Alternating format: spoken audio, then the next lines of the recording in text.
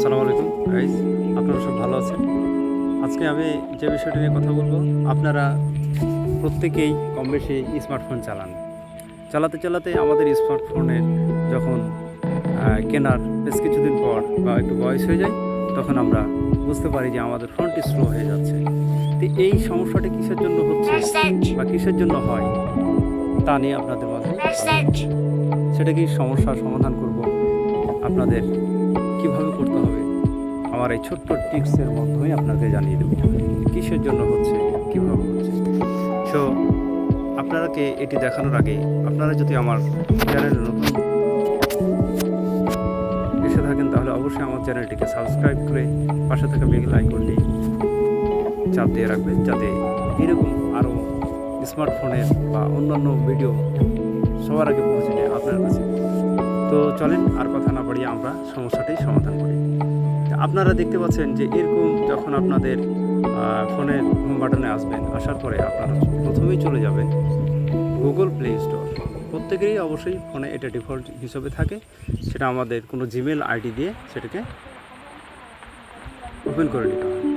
তো আমি প্রথমে জিমেল আইডিটাকে গুগল প্লে স্টোরটাকে ওপেন করলাম। ওপেন করলে দেখতে পাচ্ছেন যে এরকম একটা ইন্টারফেস চলে আসলেই আপনারা চলে যাবেন, দেখেন এই যে ডান দিকে প্রোফাইল আছে, প্রোফাইলের উপর চাপ দিলে দেখেন যে এখানে সুন্দর করে সব কিছু দেওয়া আছে।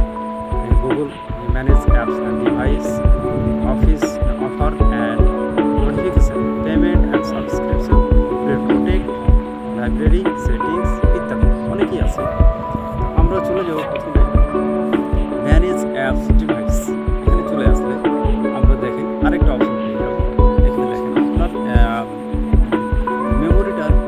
আপনার ফোনের মেমোরিটার ধারণ ক্ষমতা কত পর্যন্ত ব্যবহার করেছেন আপনারা দেখতে পাচ্ছেন সব কিছু।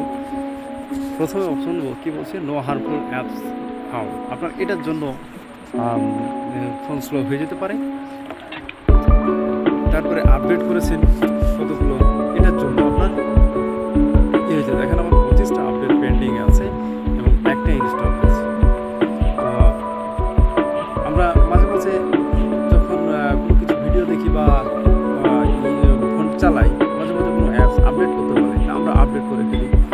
এই ধরনের আপডেটগুলো আমরা মাঝে মাঝে করে ফেলি, কিন্তু সম্পূর্ণ প্রক্রিয়া এটা সম্পূর্ণ হতে দেই না। তো আমরা এই ভুলটি করব না, যাতে আমাদের ফোনটা আরও স্লো হয়ে যায়। তো আমরা ওভারভিউর পাশে ম্যানেজ আছে অপশনটি, দেখেন ম্যানেজে চলে যাব। তো এখানে দেখেন আমাদের ফোনে কী অ্যাপসগুলো ইনস্টল করা আছে, কতগুলো আছে, সবগুলোর জন্যই কিন্তু আমাদের এখানে দেখেন দেখিয়ে দিচ্ছে।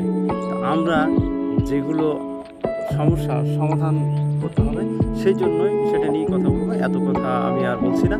তো এখানে দেখেন ইনস্টল দেওয়া আছে একটা, আর আপডেট অ্যাভেলেবল।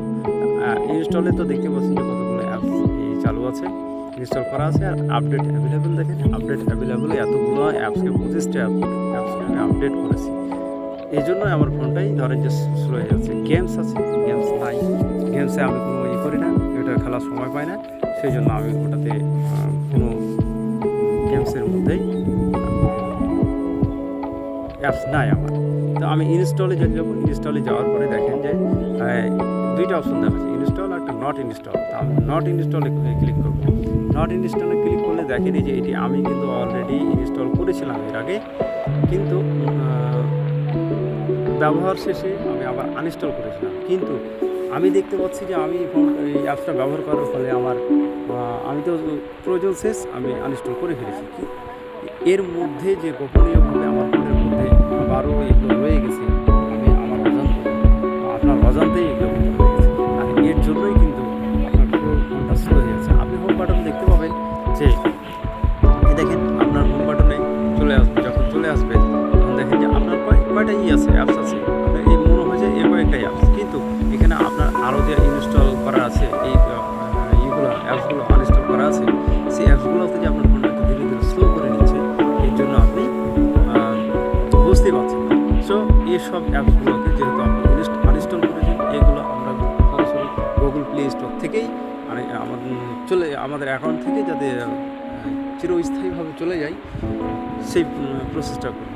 তো এখানে অ্যাপসগুলোর উপরে আমরা সম্পূর্ণটা ক্লিক মারব, দিয়ে আমরা কী করবো, ডিলেট, এই যে দেখেন ডান কর্নারে ডিলেট অপশন আছে, ডিলেট অপশনটাকে আমরা চাপ দেবো। তারপরে দেখেন কী বলছে, remove select apps, remove apps or appear hair but can be install again from the stock. তো এখানে বলতেছে যে আমাদের যে অ্যাপসগুলো আমরা ইনস্টল করেছিলাম, দিয়ে ইনস্টল করার পরে আবার আনইনস্টল করেছি, কিন্তু এখানে প্লে স্টোরে রয়ে গেছে, আমরা এখান থেকে রিমুভ করতে চাচ্ছি না। তো আমরা এখানে রিমুভ করে দেবো, রিমুভ করে দিবে দেখেন আমাদের অলরেডি 6টা অ্যাপস রিমুভ হয়ে গেছে। দেখেন কত সহজে আমরা এই ইউটিউব প্রক্রিয়াটি প্রসেসটি করে ফেলতে পারলাম। সো গাইস, এরকম আমাদের ছোটোখাটো ভুলের জন্য আমাদের ফোনগুলো প্রতিনিয়ত আমরা এই ফ্রেজটাই প্রবলেম করি যে আমাদের ফোনটা স্লো হয়ে যাচ্ছে, কিন্তু কিসের জন্য হচ্ছে আমাদের কিন্তু জানা থাকে না। সো এরকম ভিডিওগুলো আমি ছোটোখাটো দিয়ে থাকি। আপনারা যদি এরকম আরও যদি পেতে চান তাহলে অবশ্যই আমার চ্যানেলটিকে সাবস্ক্রাইব করে আমার সঙ্গে থাকবেন, যাতে পরবর্তী ভিডিও দেওয়ার সাথে সাথে আপনারা পেয়ে যান। তো ধন্যবাদ সবাইকে।